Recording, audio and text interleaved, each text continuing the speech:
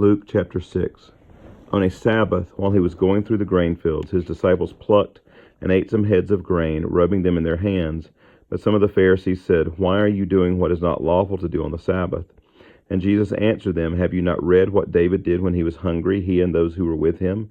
How he entered the house of God and took and ate the bread of the presence, which is not lawful for any but the priests to eat, and also gave it to those with him? And he said to them, The Son of Man is Lord of the Sabbath." On another Sabbath he entered the synagogue and was teaching, and a man was there whose right hand was withered. And the scribes and the Pharisees watched him to see whether he would heal on the Sabbath, so that they might find a reason to accuse him. But he knew their thoughts, and he said to the man with the withered hand, "Come and stand here." And he rose and stood there. And Jesus said to them, "I ask you, is it lawful on the Sabbath to do good or to do harm, to save life or to destroy it?" And after looking around at them all, he said to him, "Stretch out your hand." And he did so, and his hand was restored. But they were filled with fury and discussed with one another what they might do to Jesus. In these days he went out to the mountain to pray, and all night he continued in prayer to God. And when day came, he called his disciples and chose from them 12, whom he named apostles: Simon, whom he called Peter, and Andrew his brother, and James and John, and Philip and Bartholomew, and Matthew and Thomas, and James the son of Alphaeus, and Simon who was called the Zealot, and Judas the son of James, and Judas Iscariot who became a traitor. And he came down with them and stood on a level place with a great crowd of his disciples and a great multitude of people from all Judea and Jerusalem and the seacoast of Tyre and Sidon, who came to hear him and to be healed of their diseases. And those who were troubled with unclean spirits were cured. And all the crowd sought to touch him, for power came out from him and healed them all. And he lifted up his eyes on his disciples and said, "Blessed are you who are poor, for yours is the kingdom of God. Blessed are you who are hungry now, for you shall be satisfied. Blessed are you who weep now, for you shall laugh.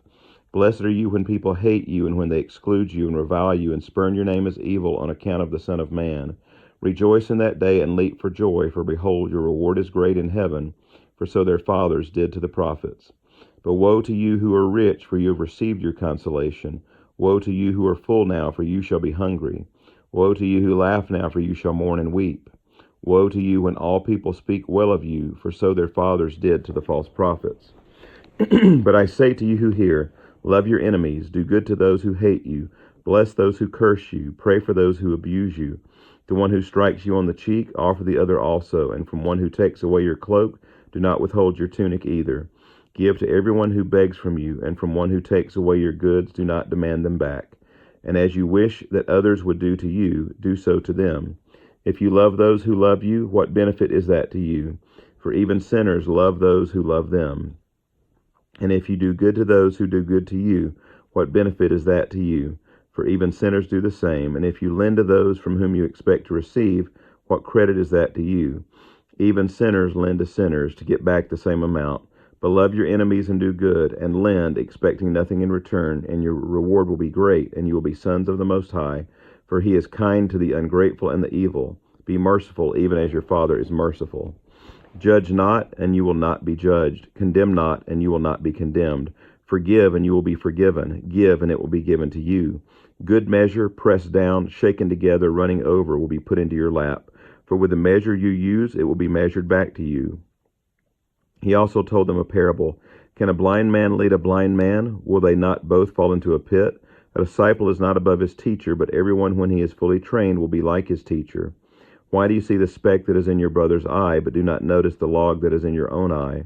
How can you say to your brother, Brother, let me take out the speck that is in your eye, when you yourself do not see the log that is in your own eye?